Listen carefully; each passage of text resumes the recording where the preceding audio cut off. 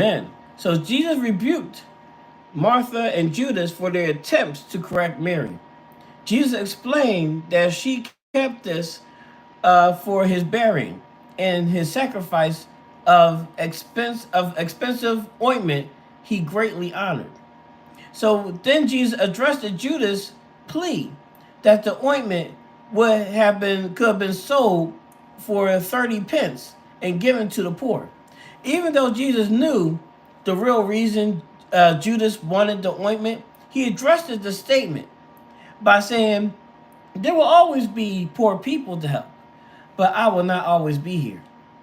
So it's funny how Jesus did that. Sometimes when you sit there, you know somebody's mental mindset. You say, now Jesus, he said, now you know you want to use that money for yourself. You knew you wanted to use that for your own agenda. I already know what you're doing, Judas. You're taking my money. You want it for yourself. But he didn't do that to Judas.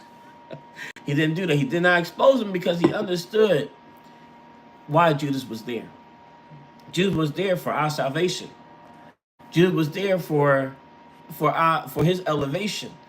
He's always there. So he didn't expose Judas, but he just addressed it. What he said is still correct him and said, listen, I understand that you want to give that to the poor because that's how you are. I think he was kind of being sarcastic a bit. Like, I understand that you want to use that for the poor, and that's great.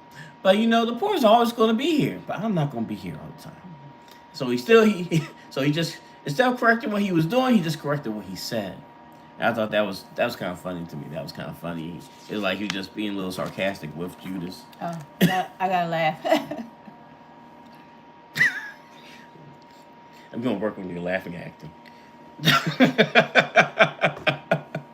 So Judas' word was genuine, but his heart was not. Judas had no desire to do the words that he spoke. He needed to make sure that the desires of our words reflect the desire of our heart. We say that we love Jesus, but we won't keep his commandments. And again, notice I said won't, not can't. For this is a daily decision that we continue to make, that we won't show the love that Jesus shows us to one another. It doesn't bother us at all. That's the part. That's the problem. It don't bother us. It don't bother us that we tell Jesus, I don't love you with our daily actions. If it did, we would change it. People won't change what don't bother them. We say that we magnify the Lord while making things bigger than him.